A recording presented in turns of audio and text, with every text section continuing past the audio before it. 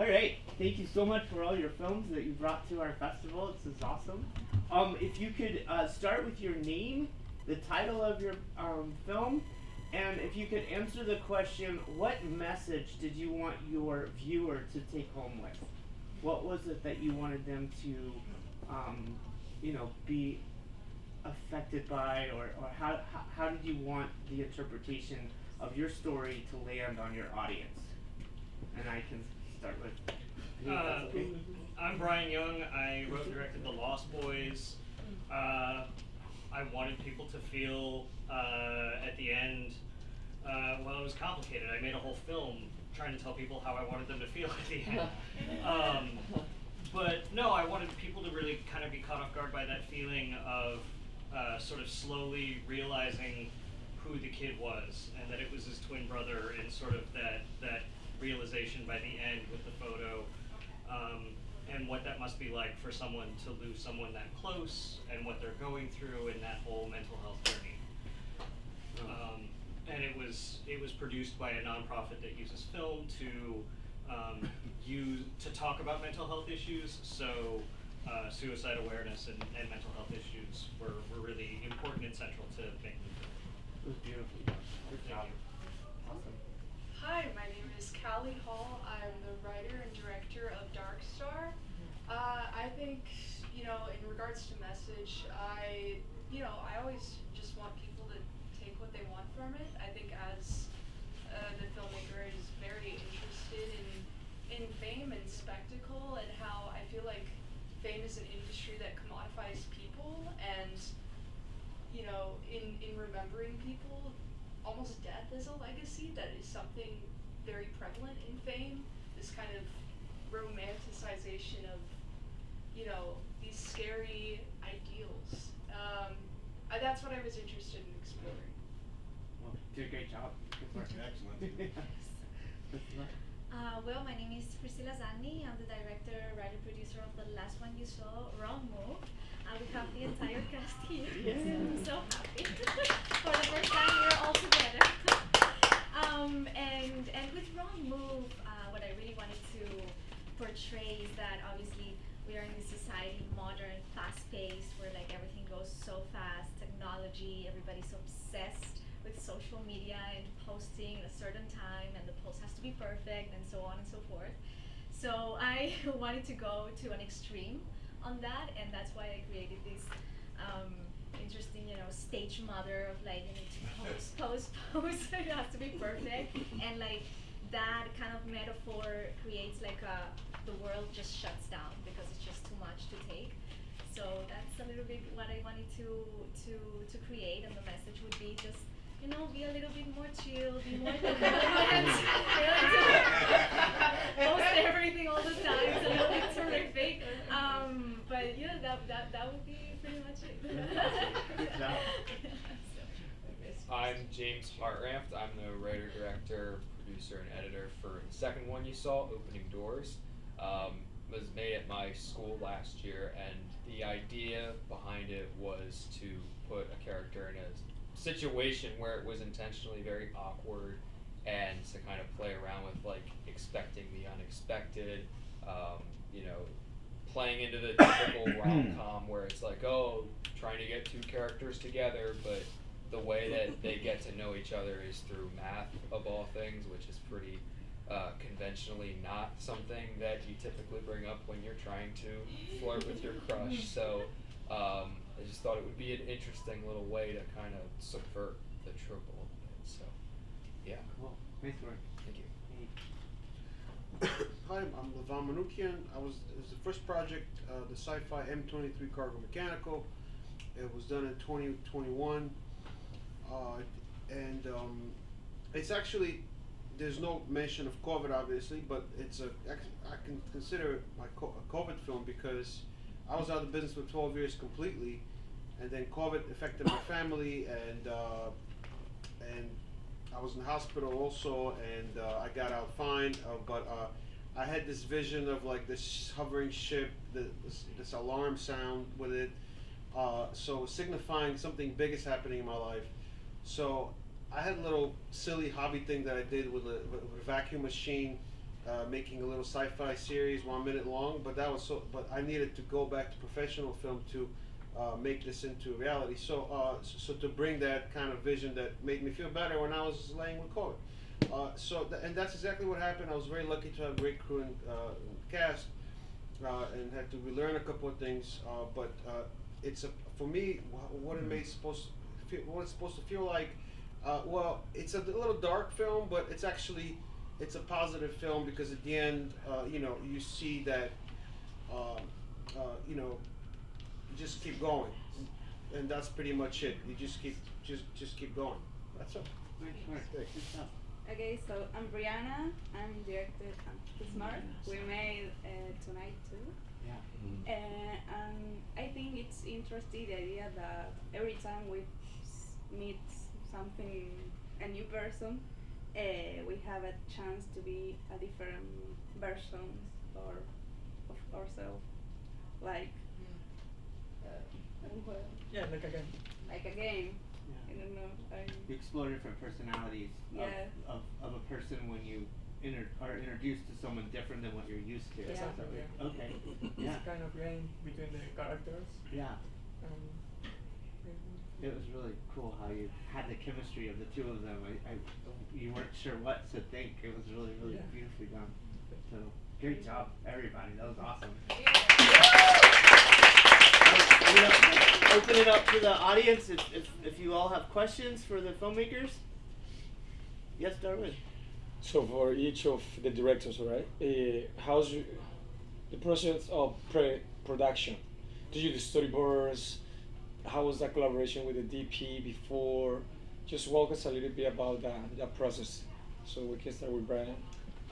With the DP, I put together a list of sort of movie inspirations that I wanted them to kind of watch.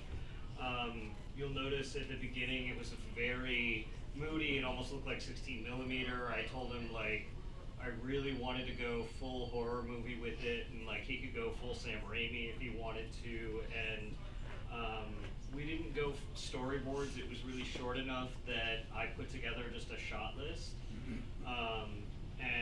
And I've done enough film production that the shot list was I was just doing it in my head as we went, and I'd worked with him a couple times before that we knew that was how we were gonna do it.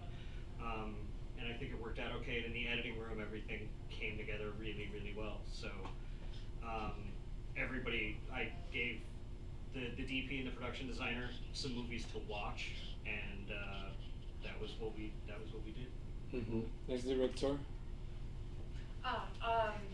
My DP is actually a close friend of mine. I think, as the director of the project, music is, because I made them song too, it's informs how I think of things visually. So I'm very big on storyboarding. I usually, storyboard every bit of the song, create a vision board. I usually do, if I can, do test shots, with costume and makeup and lighting, and if I can, in the space. And then through there, we had rehearsals too, to kind of get an idea of stuff with extensive camera blocking and lighting. It was just that collaborative effort, and I act in it too, so it's just the process of being in front of the camera, then looking at the monitor, and then all the practice to try to get it as close as it is in your head to how it is on screen. But I think it helps having, somebody who you trust so much and who knows you and knows your work as well. That kind of homework is already there. That trust is already there. Mm-hmm. Next. Yes, we had storyboards. A lot of storyboards. And also pre-visualizations. So we did a lot of previs with the dancing. I remember with Elisabetta we were dancing in the middle of, it was Washington Bryant Square Park. or Bryant Park. Yeah. We were dancing, we're doing our thing. We made it look, how does it look before the edit? So I had very clear how the edit is gonna be looking after. So yes, we had that really clear. So and they were wonderful to work with. I can not even tell you, wonderful. my DP was a good friend of mine from school. He actually was gonna come today, but regrettably he was sick, so I will speak on his behalf. But he's a really good friend of mine. We like operate on the same wavelength. It's like this cosmic connection we have where we just kind of both envision something and it happens to line up conveniently. He drew the storyboards himself, but we like worked through the process step by step together, just kind of envisioning like how much space we wanted in each shot. It slowly gets like closer and closer to the characters throughout the film. It starts out further away, and then we kind of played around with like isolating the two of them in each corner of the elevator. How would we execute that visually, and then bringing them back together in the end after all the development has occurred. So, yeah. Yvonne. Yes. So I, somewhere back in my training, I had like an example of like old school film paper that was just to summarize a scene that had a screen on top. We draw a summary of the scene. So I photocopied this, what I had in my records, and I basically just kind of used my skills to summarize the scenes. Had a nice stack of those, and I kind of gave it to a few people. The DP, as I said, I was out of the business for 12 years, so I started looking at some reels of DPs. That was actually the first person I got on the team. And I saw this reel. His name is George Gibson from Jersey. He's an older gentleman, and he has a good reputation. And I liked his reel on Vimeo.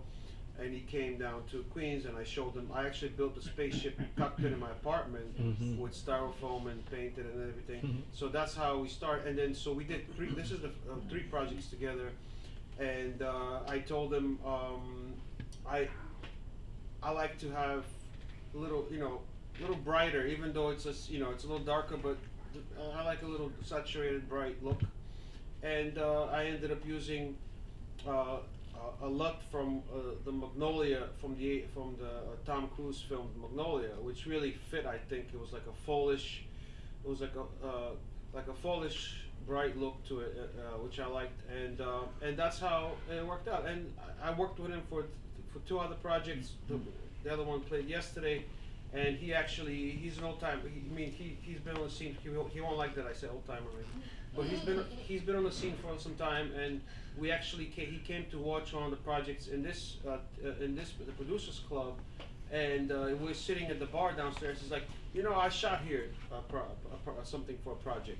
So yeah. Oh wow, cool. Okay. Sounds good. So How about you? our short film was like the second one we filmed. So the DP was the same. It's a friend of us from the university.